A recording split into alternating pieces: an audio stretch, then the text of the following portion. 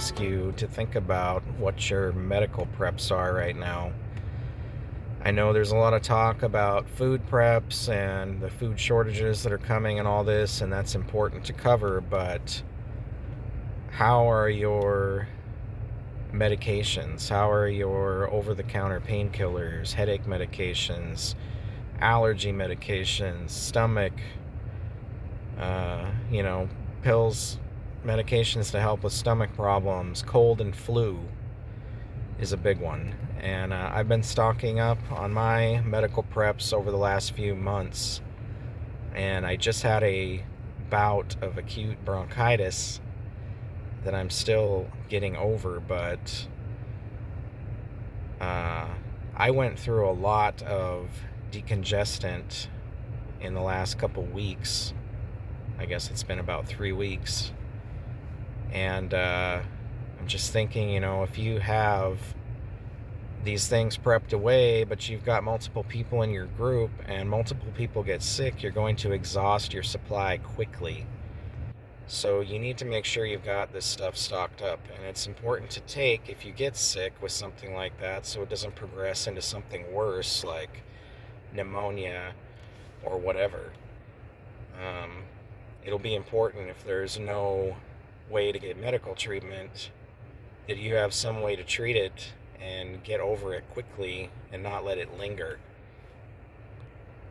So make sure you stock up on that stuff. I get most of my stuff from Amazon. It's cheap, the Amazon brand stuff. And I was using Amazon brand decongestant, and it actually works really well, liquid and the pill form.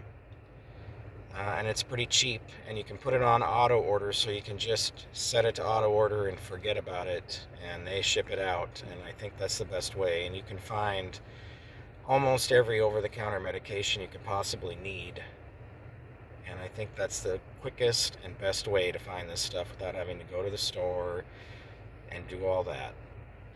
The other thing is, do you have a medical plan? If some sort of illness breaks out in your group, how do you plan to deal with that?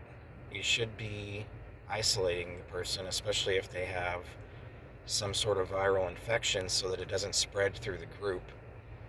So you should have, some sort of plan in place to have a room, some sort of isolation room where somebody who's sick can be put, until they get better, or at least until they're past the point of being contagious, and maybe only have one person that goes in there to bring them food or whatever else they need. And the person that goes in there should make sure that they limit contact, that they're wearing gloves, that they're wearing a mask, protecting themselves and making sure that it's not spreading through the group. Because I'm telling you, if you get the flu or bronchitis or something like that, viral pneumonia, and it spreads through your group, it's going to be a problem, especially if there's nowhere to get medical treatment, and especially if you have limited supplies of over-the-counter drugs. So it's just something to keep in mind. It's just as important as food and water to be healthy. Vitamins, vitamin C, vitamin D, all that stuff. But your over-the-counter medications, I think this is something that a lot of people understock or overlook. So keep that in mind. Hey everyone, it's John from the BehindTheLinePodcast.com. This week on Pacific Northwest Headline News, we're talking about the power station attacks in Pierce County, the 2 men arrested for that. We're talking about the hundreds of pre-filed bills for the 2023 Washington legislative session. Also, we're talking about the new laws that go into effect in Washington for 2023, the new COVID variant that's circling around, the teen from Port Orchard, Washington, who was charged with the rape and murder of a 6-year-old. We're talking about the Oregon homeless train station attacks. There's been 2 of them in just the last few days. The little girl pushed onto the tracks, and some dude that ate another guy's face off. Oregon Measure 114 has been completely blocked by a judge. We're talking about the San Bernardino County Sheriff calling for the judge to step down who released the three-strike felon who killed one of his deputies.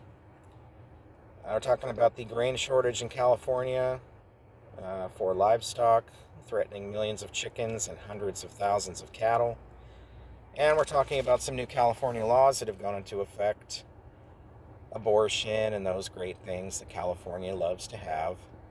And I'd love to talk about these things on this platform, but my stories keep getting blocked. I keep getting community violations. So if you'd like to hear these reports, come over to my website at behindthelinepodcast.com and you can hear the whole story without anything being blocked or filtered by any other platforms. Thanks for your support. I hope to see you over there.